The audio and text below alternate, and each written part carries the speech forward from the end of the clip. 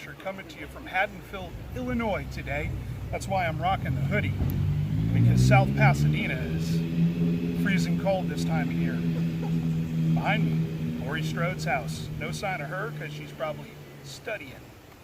I'm waiting for my ride. I've got to get over to watch the Doyle boy again. He's a handful. And if you know anything about the filming location distances, he lives way over in Hollywood. So I can't exactly hoof it. Pumpkin carving time. We're going to check out some of the OG 1978 Halloween filming locations. I think it's time we explore more. Maybe I should just start hitchhiking. It'd probably be quicker.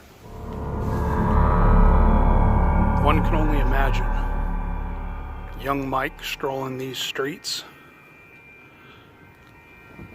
till that fateful night when he decided to butcher his sister.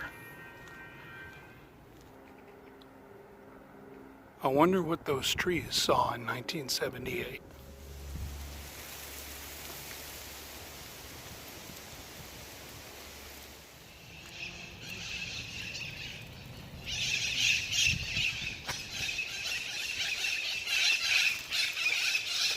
How do you film with this racket? I hope she remembers to drop off the key at the old Myers house, if those birds don't pluck her eyes out. A lot's changed since 1978, but one thing hasn't changed. People have been making treks from all over the globe to check out a small farmhouse that became famous when a psychopath came home. Gentrification has infected this area and taken out a lot of the classic homes, including the Myers home, which used to sit right over there.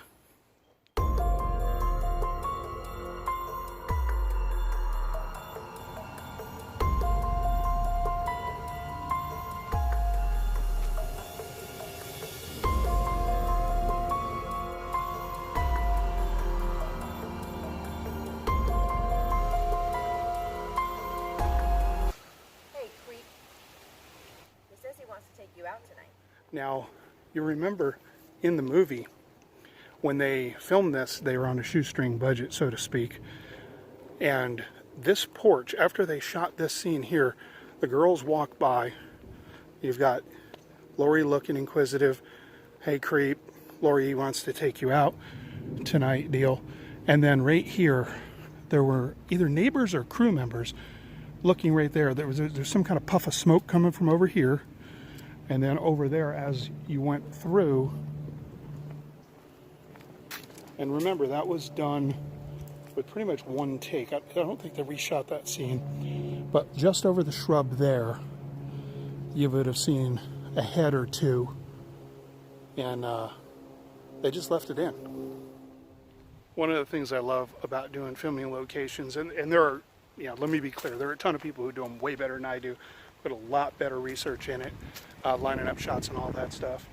But the cool thing I find is not only just hunting this stuff down and doing your research, and now with the internet you've got a lot of resources where they'll put the addresses, which is cool because it helps you out, saves you time and all that. But what I'm getting at is the people that you meet. There's a young couple up there, and I was able to help them out with finding the stuff that's over in Hollywood and telling them about the Nightmare on Elm Street house and all that stuff. So kind of cool. Shared a little bit of history on the movie with them. So you never know. Sometimes you run into somebody who's just kind of, oh, we didn't even know there were other locations. So it's cool. I like it. I dig it. So if you're out there doing filming locations, I get it. You want to keep some stuff secret or whatever, but hey, you meet cool people along the way. So let's just keep this thing rolling.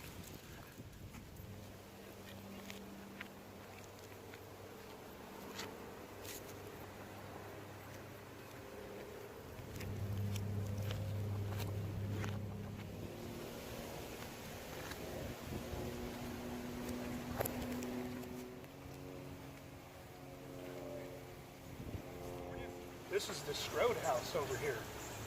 You ever notice Laurie goes in this door and she always exits by the garage? And we only see her dad one time. Kind of weird. Anyway, the folks that run this place, or I should say live here, because it's not a business, they put these little pumpkins in this little bucket over here. So you can come cop a squat, pull the pumpkin out of the bucket, put your keister right where Jamie Lee Curtis's keister was, which is kind of cool. That's, you know, you're into that kind of thing. Directly across from the Strode house is a bench, but this is not just any bench. This bench is dedicated to Mustafa Akkad, known the world over as the godfather of the Halloween movie franchise.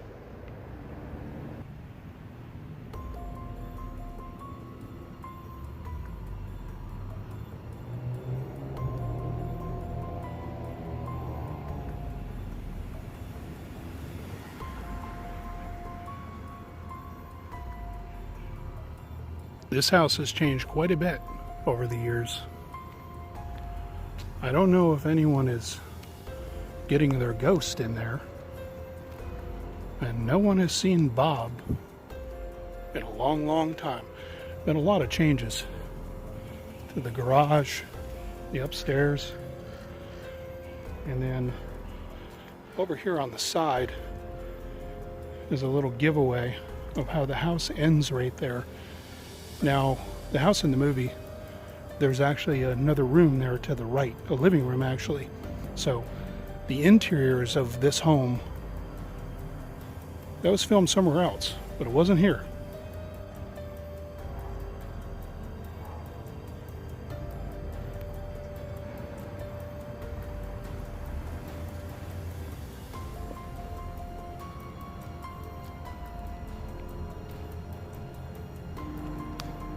The Doyle residence,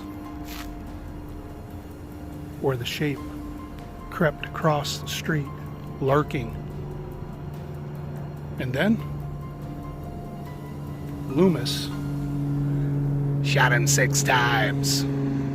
Or was it 7? Who's counting?